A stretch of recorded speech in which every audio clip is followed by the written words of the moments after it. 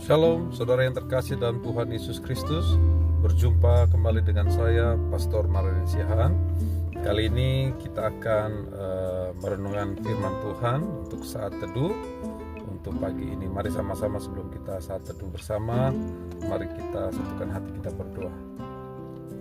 Bapa di sorga, kami bersyukur Tuhan buat kasih-Mu, kebaikan-Mu. Sepanjang malam istirahat kami tidur, Tuhan Kau memberkati sampai kami boleh bangun pagi hari ini Tuhan, semuanya karena rancangan-Mu Tuhan, indah bagi setiap hidup kami Tuhan. Terima kasih Tuhan Yesus. Kini saatnya Tuhan kami rindu mendengarkan firman-Mu Tuhan, sebab kami percaya bahwa firman-Mu itu adalah pelita bagi kaki kami, terang bagi jalan hidup kami. Setiap firman Tuhan, kebenaran yang kami dengarkan sungguh memerdekakan hidup kami. Mari Roh Kudus urapi setiap hati para pendengar, setiap hati kami yang mendengarkan firman Tuhan ini, sehingga kami percaya ketika firman Tuhan ditabur, tidak akan kembali dengan sia-sia. Firman-Mu akan tertanam, tumbuh, dan berbuah di dalam kehidupan kami, sehingga Tuhan, hidup kami menjadi berkat, hidup kami menjadi kesaksian yang hidup bagi setiap orang semuanya. Terima kasih Tuhan Yesus. Kami serahkan semuanya Tuhan yang mendengarkan, tutup bungkus oleh kuasa darah Tuhan Yesus. Kami sambut firman Tuhan penuh dengan ucapan syukur di dalam nama Tuhan Yesus Kristus. Haleluya. Amin. Haleluya. Puji nama Tuhan. Kali ini kita akan merenungkan firman Tuhan diambil dari kitab 1 Samuel pasal yang pertama, ayat yang pertama sampai dengan ayatnya yang terakhir. Itu temanya adalah lahirnya Samuel, saudaraku. Menarik dari peristiwa kelahiran seorang nabi besar di Israel, yaitu Samuel, di mana dia lahir dari seorang ibu yang bernama Hana, dan juga yaitu ayahnya yang bernama yaitu Elkanah. Mari kita dengarkan firman Tuhan. 1 Samuel pasal yang pertama ayat yang 1 sampai dengan ayatnya yang terakhir. Demikian firman Tuhan. Lahirnya Samuel. Ada seorang laki-laki dari Ramataim Jovim, dari pegunungan Efraim, namanya Elkanah bin Yeroham bin Elihu bin Tohu bin Zuf, seorang Efraim. Orang ini mempunyai dua istri, yang seorang bernama Hana dan yang lain bernama Penina. Penina mempunyai anak, tetapi Hana tidak. Orang itu dari tahun ke tahun pergi meninggalkan kotanya untuk sujud menyembah dan mempersembahkan korban kepada Tuhan semesta alam di Silo. Di sana yang menjadi imam Tuhan ialah kedua anak Eli, Hofni dan Pinehas. Pada hari Elkanah mempersembahkan korban, diberikannya kepada Penina istrinya dan kepada semua anaknya yang laki-laki dan perempuan masing-masing sebagian. Meskipun ia mengasihi Hana, ia memberikan kepada Hana hanya satu bagian, sebab Tuhan telah menutup kandungannya. Ayat yang ke-6. Tetapi madunya selalu menyakiti hatinya supaya ia gusar, karena Tuhan telah menutup kandungannya. Ayat yang ke-7, demikianlah terjadi dari tahun ke tahun. Setiap kali Hana pergi ke rumah Tuhan, Penina menyakiti hati Hana sehingga ia menangis dan tidak mau makan. Ayat yang ke-8, lalu Elkanah suaminya berkata kepadanya, Hana, mengapa engkau menangis dan mengapa engkau tidak mau makan? Mengapa hatimu sedih? Bukankah aku lebih berharga bagimu daripada 10 anak laki-laki? Pada suatu kali setelah mereka habis makan dan minum di Silo, berdirilah Hana sedang Imam Eli duduk di kursi dekat tiang pintu bait suci Tuhan. Dan dengan hati pedih ia berdoa kepada Tuhan sambil menangis terseduh-seduh. Ayat yang ke-11, kemudian bernazarlah ia, katanya, Tuhan semesta alam, jika sungguh-sungguh engkau memperhatikan sengsara hambamu ini, dan mengingat kepadaku dan tidak melupakan hambamu ini, tetapi memberikan kepada hambamu ini seorang anak laki-laki, maka aku akan memberikan dia kepada Tuhan untuk seumur hidupnya, dan pisau cukur tidak akan menyentuh kepalanya. Ayat yang ke-12, Ketika perempuan itu terus-menerus berdoa di hadapan Tuhan, maka Eli mengamat-amati mulut perempuan itu. Dan karena Hana berkata-kata dalam hatinya dan hanya bibirnya saja bergerak-gerak, tetapi suaranya tidak kedengaran, maka Eli menyangka perempuan itu mabuk. Ayat yang 14. Lalu kata Eli kepadanya, berapa lama lagi engkau berlaku sebagai orang mabuk? Lepaskanlah dirimu daripada mabukmu. Tetapi Hana menjawab, bukan tuanku, aku seorang perempuan yang sangat bersusah hati. Anggur ataupun minuman yang memabukkan tidak kuminum, melainkan aku mencurahkan isi hatiku di hadapan Tuhan. Ayat yang ke-16, janganlah anggap hambamu ini seorang perempuan dursila, sebab karena besarnya cemas dan sakit hati, aku berbicara demikian lama. Ayat 17, jawab Eli, pergilah dengan selamat, dan Allah Israel akan memberikan kepadamu apa yang engkau minta daripadanya. Ayat yang ke-18, sudah itu berkatalah perempuan itu, biarlah hambamu ini mendapat belas kasihan daripadamu. Lalu keluarlah perempuan itu yang mau makan dan mukanya tidak muram lagi. Ayat yang ke-19, keesokan harinya bangunlah mereka itu pagi-pagi, lalu sujud menyembah di hadapan Tuhan. Kemudian pulanglah mereka ke rumahnya di Rama. Ketika Elkana bersetubuh dengan Hana istrinya, Tuhan ingat kepadanya. Ayat yang ke-20, maka setahun kemudian mengandunglah Hana dan melahirkan seorang anak laki-laki. Ia menamai anak itu Samuel, sebab katanya, aku telah memintanya daripada Tuhan. Ayat 21, Elkana laki-laki itu pergi dengan seisi rumahnya mempersembahkan korban sembelihan tahunan dan korban nazarnya kepada Tuhan.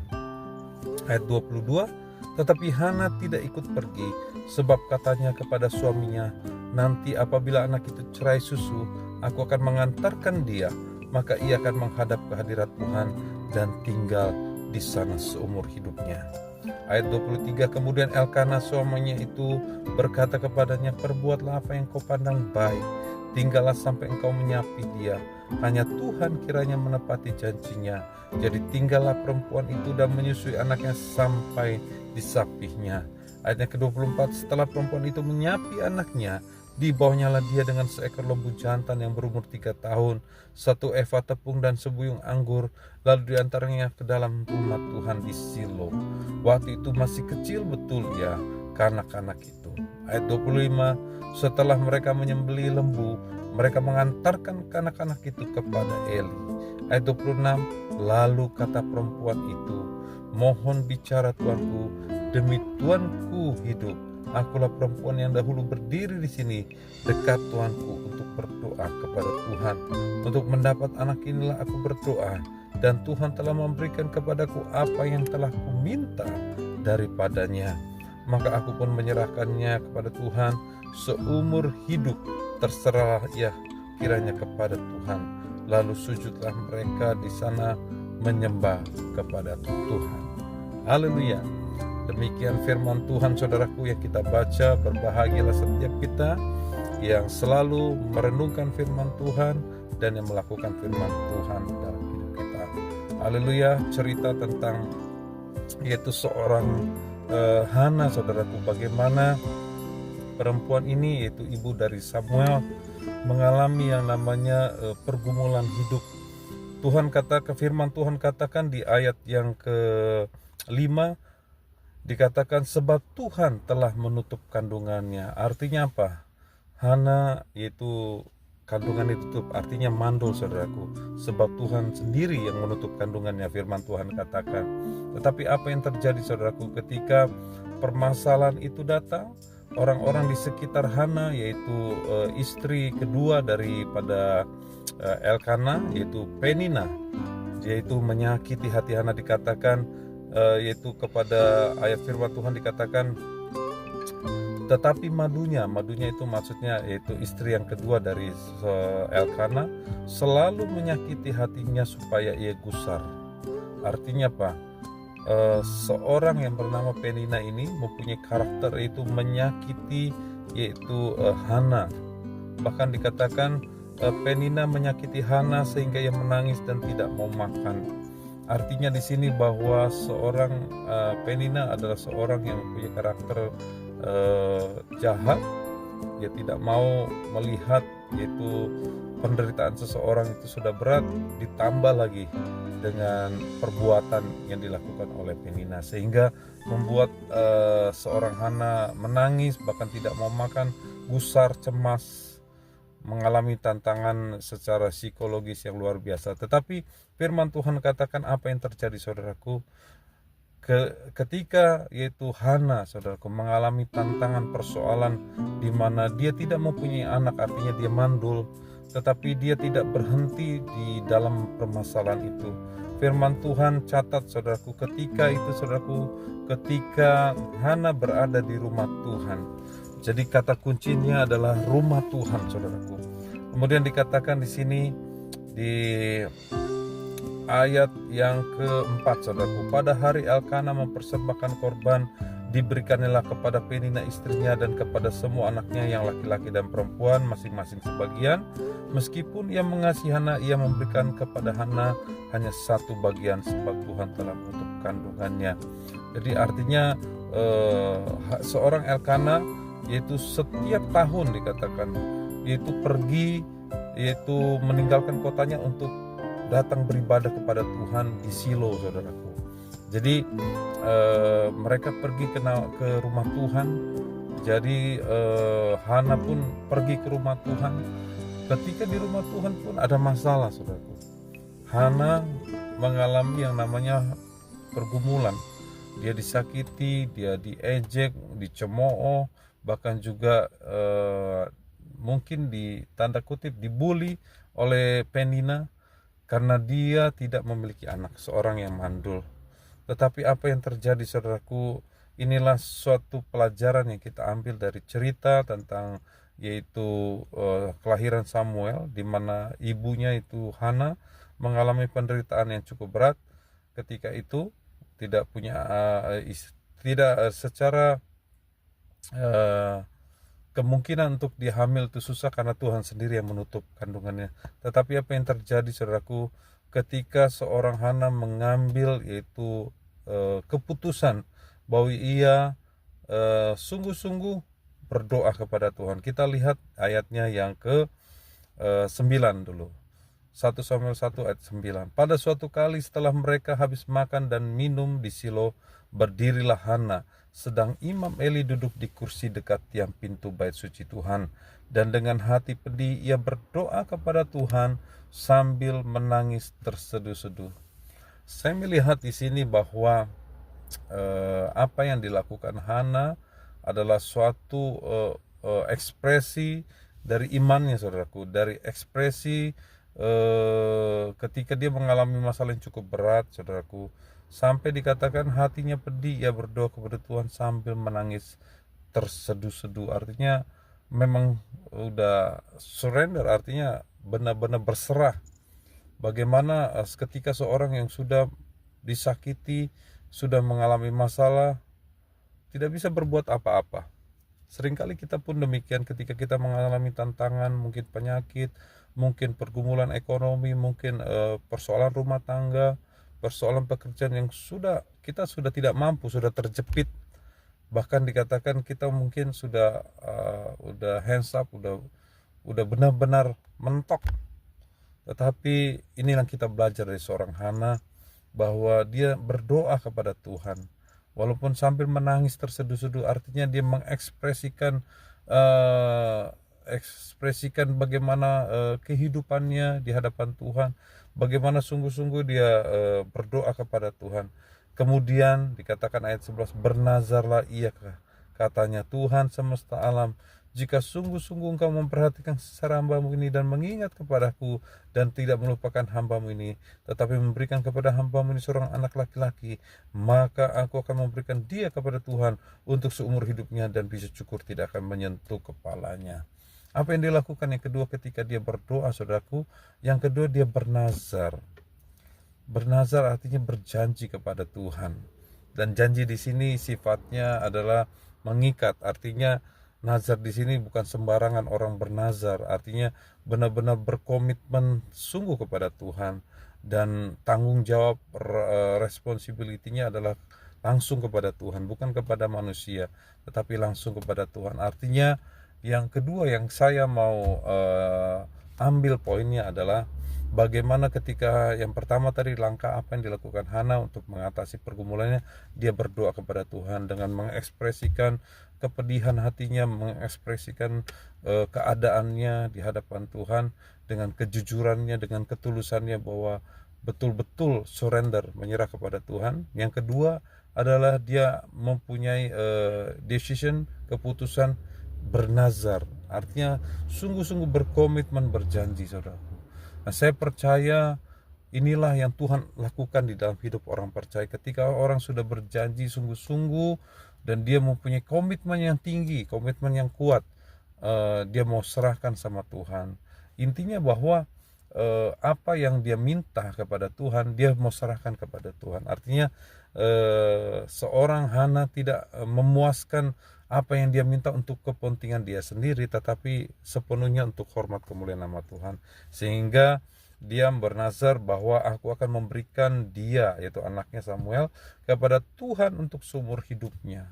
Artinya mempersembahkan seluruhnya kepada Tuhan. Ini yang saya catat, yang saya ambil poinnya, bahwa ketika seorang menghadapi pergumulan, permasalahan, bahkan tantangan yang cukup berat, yang kedua sikap yang harus kita ambil seperti Hana adalah berani untuk berkomitmen, bernazar, berjanji kepada Tuhan. Bernazar, berjanji untuk dalam hal apa? Tentu saja berbagai macam hal, yaitu masing-masing orang, setiap orang punya janji, punya komitmen kepada Tuhan berbeda. Tapi intinya, esensinya adalah janji atau komitmen itu intinya diserahkan penuh kepada Tuhan. Artinya apa? Untuk hormat kemuliaan nama Tuhan. Jadi bukan untuk kepentingan egois diri sendiri, tetapi untuk Tuhan. Artinya berjanji untuk Tuhan dan dikembalikan kepada Tuhan. Kemudian yang ketiga, poin yang pertama adalah yang kita ambil dari cerita seorang Hana, bagaimana dia mampu mengatasi pergumulan hidupnya, mengatasi persoalan hidupnya dari keadaan mandul, dihina, difitnah, bahkan dicaci maki, dibuat gusar oleh seorang Penina. Yang pertama dia ambil yaitu berdoa dengan sungguh-sungguh, surrender kepada Tuhan. Yang kedua adalah dia berkomitmen, bernazar, artinya sungguh-sungguh dia percaya bahwa Tuhan, menyerahkan hidupnya kepada Tuhan, dan apapun yang dia minta dia serahkan, kembalikan kepada Tuhan. Kemudian yang ketiga, saudaraku, kita lihat apa yang dilakukan Hana. Dikatakan demikian, ayat 19, 1 Samuel 1 ayat 19, keesokan harinya bangunlah mereka itu pagi-pagi, lalu sujud menyembah kepada Tuhan.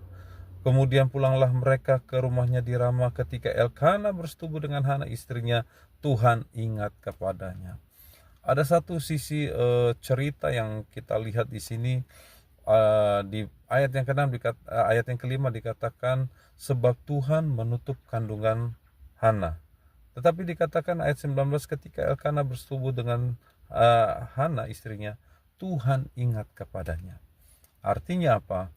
Ketika dalam proses kehidupan seorang, Tuhan ingat kepada Hana. Tuhan ingat kepada setiap orang.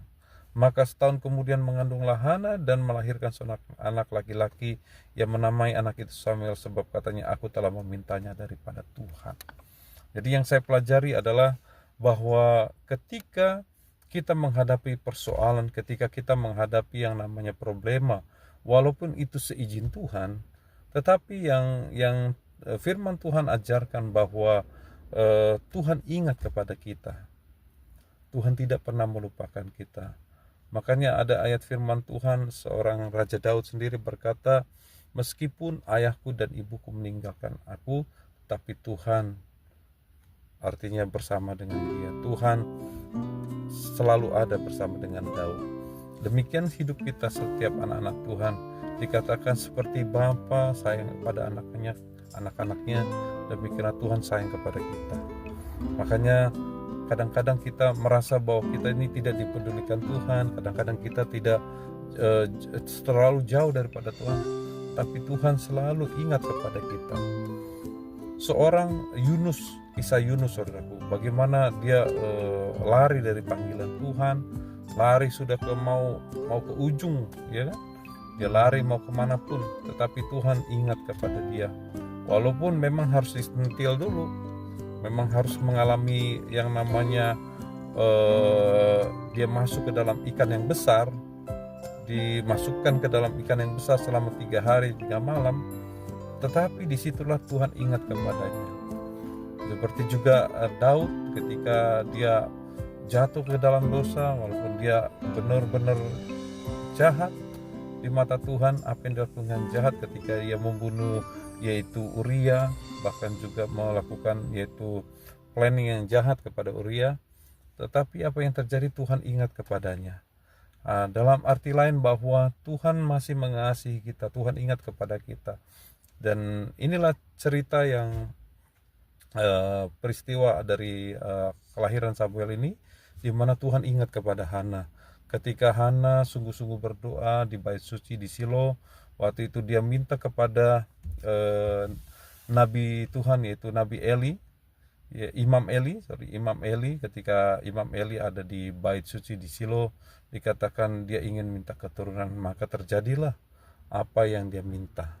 Oleh karena itu saudaraku, ketika kita mengalami permasalahan, persoalan, ingatlah bahwa Tuhan mengingat kita. Tuhan ingat kepada Hana, maka Tuhan juga ingat kepada saudara dan saya. Apapun permasalahan saudara, ingat, percaya Tuhan mengingat saudara, pergumulan saudara. Lalu dikatakan ayat 21, Elkana laki-laki itu pergi dengan seisi rumahnya mempersembahkan korban sembelihan tahunan dan korban nazarnya kepada Tuhan. Ya, tetapi Hana tidak ikut pergi, sebab katanya kepada suaminya, nanti apabila anak itu cerai susu, aku akan mengantarkan dia, maka ia akan menghadap hadirat Tuhan untuk tinggal di sana seumur hidupnya. Jadi apa yang mau Alkitab katakan, bahwa ketika Hana meminta sesuatu kepada Tuhan, intinya adalah untuk kemuliaan nama Tuhan, bukan untuk memuaskan keinginan dagingnya. Tetapi Hana mempunyai komitmen bahwa ketika Tuhan sudah memberi, maka dia akan mengembalikannya kepada Tuhan untuk kemuliaan nama Tuhan. Sehingga Samuel pada akhirnya berada di bait suci itu melayani Tuhan seumur hidupnya. Dan dikatakan ayat 26, lalu kata perempuan itu, mohon bicara Tuanku, demi Tuanku hidup, akulah perempuan yang dahulu berdiri di sini dekat Tuanku untuk berdoa kepada Tuhan. Untuk mendapat anak inilah aku berdoa, dan Tuhan telah memberikan kepadaku apa yang kuminta daripadanya, maka aku pun menyerahkan kepada Tuhan seumur hidup, terserahlah ia kepada Tuhan. Lalu sujudlah mereka di sana menyembah kepada Tuhan. Yang terakhir saudaraku, ketika Tuhan sudah memberikan apa yang kita minta, yang itu permintaan yang tidak hanya memuaskan keinginan daging kita, artinya bukan karena keegoisan kita saja, tetapi betul-betul kita minta apa yang kita perlu, apa yang kita rindukan selama ini kepada Tuhan. Dan yang terakhir yang firman Tuhan mau ajar, lalu sujudlah mereka di sana menyembah kepada Tuhan. Artinya apa? Jangan lupa ketika kita apa yang kita doakan, apa yang kita gumulkan, telah kita terima, Tuhan jawab. Dikatakan sujudlah mereka menyembah kepada Tuhan. Jadi ketika kita menerima apa yang baik, apa yang menjadi pergumulan daripada kehidupan kita ini saudaraku, jangan lupa untuk sujud menyembah kepada Tuhan. Artinya apa? Kita sungguh-sungguh mau menyerahkan hidup kita kepada Tuhan. Jangan tunggu nanti, tetapi hari ini juga, kalau Tuhan sudah memberikan apa yang engkau inginkan, apa yang engkau minta selama ini, mari sujud menyembah. Bukan berarti ketika kita belum menerima kita tidak sujud, tidak.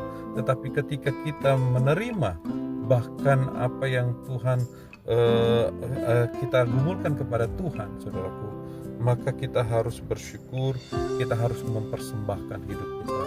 Sebagaimana Elkana juga mempersembahkan korban sembelihan, korban bakaran, semuanya kepada Tuhan, saudaraku. ke bait Allah pada masa itu untuk hari-hari ini mempersembahkan hidup kita kepada Tuhan sepenuhnya. Persembahkanlah hidupmu, dikatakan di dalam Roma 12, persembahan yang sejati adalah mempersembahkan tubuh, jiwa, dan roh kita dengan segenap hati, dengan segenap jiwa, dan segenap kekuatan kita.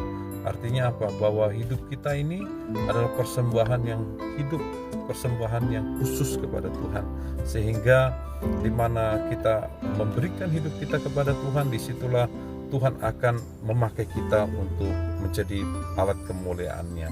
Jadi kita mau belajar dari peristiwa yaitu kelahiran Samuel ini di dalam kitab 1 Samuel 1 sampai dengan ayat yang ke-28, bagaimana cerita dari seorang Hana, saudaraku, pergumulannya, bagaimana tantangan yang dihadapi sampai pada akhirnya dia menerima yang namanya favor, dia menerima kebaikan Tuhan, jawaban Tuhan, bahkan juga kandungan yang tadi tutup, akhirnya Tuhan bukakan kandungannya oleh karena kemurahan Tuhan, kebaikan Tuhan.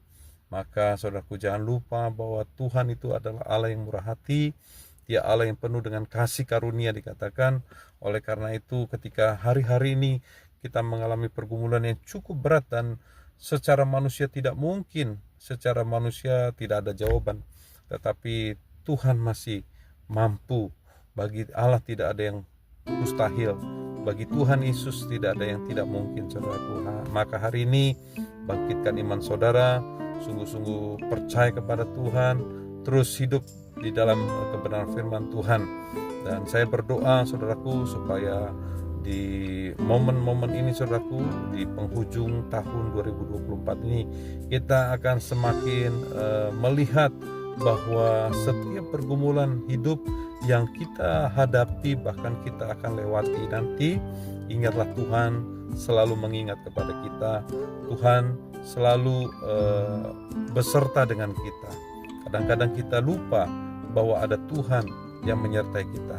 Maka hari ini firman Tuhan memberikan kita inspirasi, memberikan kita kekuatan bahwa Hana pun di tengah pergumulannya, kesulitannya, dia datang berdoa kepada Tuhan, dia berkomitmen kepada Tuhan, bernazar, artinya komitmen yang tinggi kepada Tuhan, dan juga yang dia lakukan adalah mempersembahkan apa yang sudah Tuhan berikan itu terutama hidupnya, bahkan apa yang dia miliki kepada Tuhan, untuk dipakai untuk hormat kemuliaan nama Tuhan. Dan yang terakhir, yang keempat, jangan lupa yaitu kita harus sujud menyembah kepada Tuhan, mempersembahkan seluruh kehidupan kita sepenuhnya kepada Tuhan. Demikianlah kebenaran firman Tuhan pada saat pagi hari ini. Kiranya sharing firman Tuhan ini boleh memberkati setiap kita. Mari kita tundukkan kepala, kita berdoa. Bapa di sorga, terima kasih, kami ucap syukur buat setiap firman-Mu, kebenaran yang sudah kami dengarkan Tuhan pagi hari ini.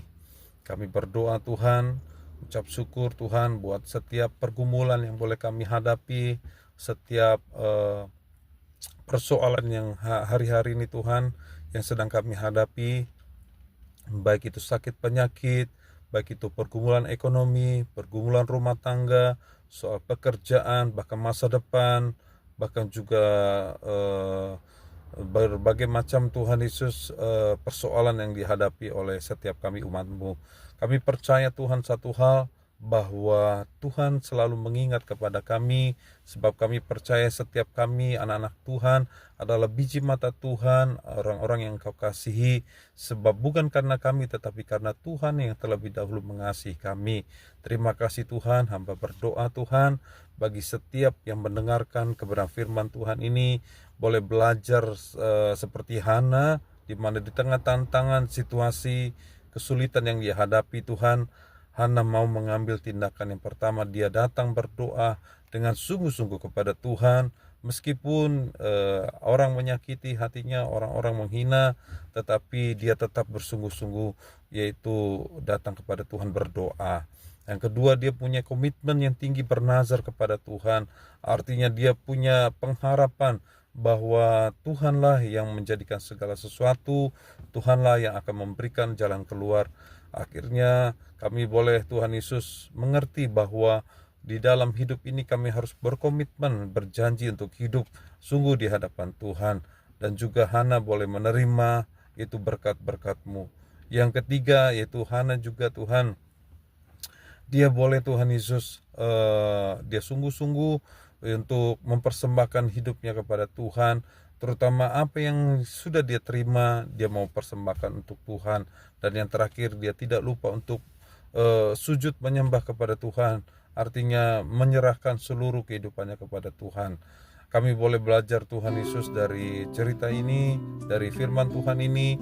Biarlah memberkati setiap kami, untuk kami boleh berdoa, kami bernazar berkomitmen untuk hidup dalam Tuhan, dan juga kami menyerahkan hidup kami sepenuhnya kepada Tuhan, dan tidak lupa untuk beribadah menyembah kepada Tuhan.